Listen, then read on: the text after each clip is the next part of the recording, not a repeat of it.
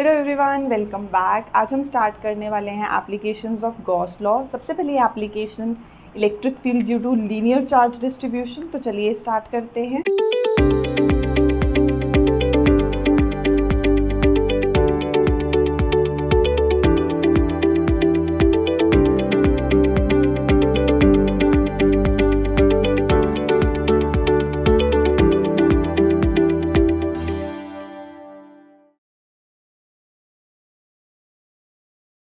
Electric field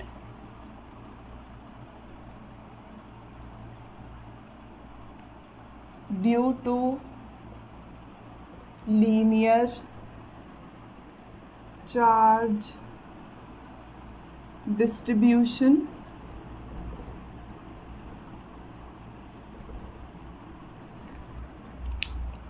मान लो हमारे पास एक वायर जिस पे लाइन हमने एक ले ली, जिस पे हमने एक पॉजिटिव चार्ज मान लिया, यूनिफॉर्मली डिस्ट्रीब्यूटेड है।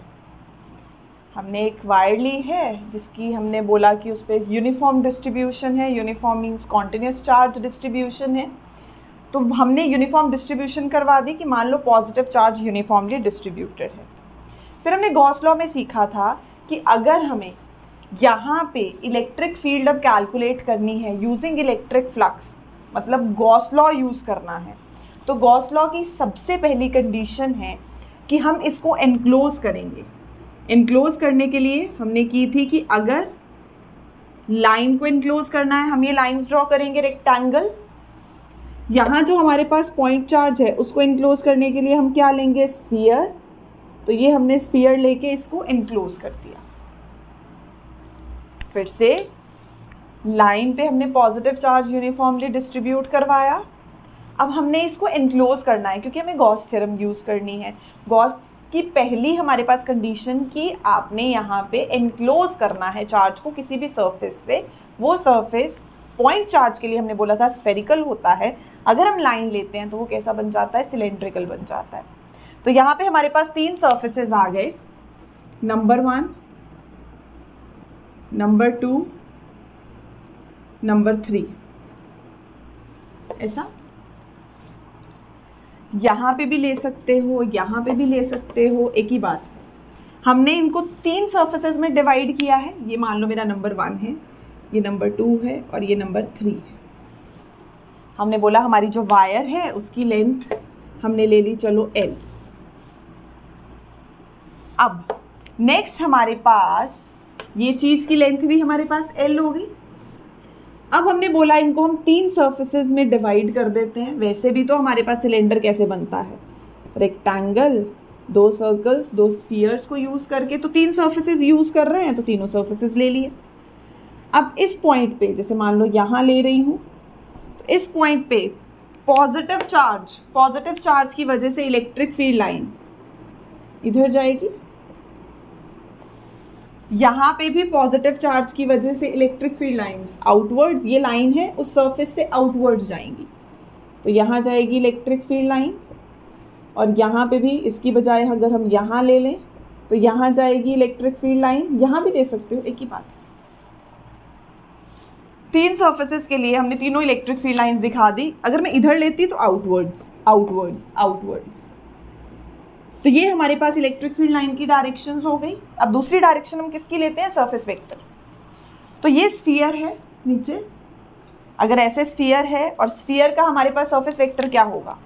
अब ये है स्फीयर सिलेंड्रिकल, ये स्फीयर, इसका सरफेस वेक्टर आउटवर्ड्स, इसका सरफेस वेक्टर आउटवर्ड्स, इस पोर्शन का सरफेस वेक्टर हमारे पास आउटवर्ड्स। सरफेस आउटवर्ड्स और ये सरफेस तो इधर आउटवर्ड्स। तो 3 आउटवर्ड्स डायरेक्शंस पता लग गई हमें। इसका तो इधर ही जाएगा, स्मॉल पोर्शन ले लिया हमने ds वेक्टर। इसका इधर आएगा, स्मॉल पोर्शन ले लिया ds वेक्टर। इसका इधर जाएगा, स्मॉल पोर्शन ले लिया हमने ds vector. Region 1, region 2, region 3। अब अगर हमें इलेक्ट्रिक फील्ड निकालनी है तो हमें फ्लक्स से होके जाना है, क्योंकि गॉस थ्योरम यूज़ करनी है। एप्लीकेशन किसकी है, गॉस लॉ की। तो गॉस लॉ यूज़ नहीं करेंगे तो फिर एप्लीकेशन कैसे हुई। तो यहाँ पे हमारे पास सबसे पहले आ जाएगा, हमें फ्लक्स कैलकुलेट करना है। Total flux will be flux due to these 3 surfaces. जो हमने 3 रीजन लिए हैं उनकी वजह से फ्लक्स। अब फ्लक्स का general formula E dot d S, तो E dot d S surface 1, E dot d S surface 2, similarly E dot d S surface 3। अब एंगल्स देखेंगे, 1 और 3 में एंगल कितना बन रहा है, 90 डिग्री, 90 डिग्री, और cos 90 कितना होता है, 0। 1 और 3 रीजन में हमारे पास एंगल बन रहा है 90। तो अगर मैं इसको लिखती हूँ तो cos 90 है, cos 90 इज 0, तो होल टर्म इज 0। सिमिलरली ये भी थर्ड, cos 90 है तो cos 90 इज 0, तो होल टर्म क्या हो गई, 0। क्या रह गया, सिर्फ एक surface. Phi is equal to phi E dot d s, किसकी वजह से, सेकेंड सरफेस की वजह से। अब सेम जैसे हमने पहले गॉस थ्योरम में देखा था, तो फाई सबसे पहले हम क्या हटाते हैं, डॉट हटाते हैं। कुछ भी सॉल्व करने से पहले डॉट हटाओ, तो डॉट हटाएंगे मीन्स cos 0 है, तो ई डी एस cos 0, और हमें पता है cos 0 क्या होता है, 1। इंटेग्रल किसका है, ds का है। इंटेग्रल किसका है, इंटेग्रल सरफेस का है, ds का है। तो ये आ गया 5। Surface area of a cylinder 2 pi r L, curve surface area 2 pi r L. Surface area कितना लेते हैं, 2 पाई आर एल होता है। लेंथ l ले ली, ये रेडियस r ले लिया, तो क्या आ गया, 2 पाई आर एल आ गया। अभी किसके इक्वल है, फाई के इक्वल है। अब फाई क्योंकि हमने यूज करनी है गॉस थ्योरम, तो यूजिंग गॉस लॉ, क्या बोला था उसने, phi is flux is 1/ε0 times the charge enclosed. Enclose तो कर दिया हमने, हमें निकालना है फ्लक्स, कितना है, 1/ε0 टाइम्स द चार्ज एनक्लोज्ड है। क्या किया सबसे पहले, टोटल फ्लक्स तीनों का इक्वल टू टोटल हो जाएगा। तीनों में 2 का एंगल 90 हो गया, तो 2 0 हो गए। एक का सिर्फ 0 है तो 1 हो गया, तो ये EDS cos 0, ये EDS आ गया, ये आ गया 2 पाई आर एल। अब वैल्यूज पुट कर दो, फाई कितना होगा, Q/ε0 is E into 2 pi r l. ये हो जाएगा E is equal to Q is equal to E into 2 pi r L.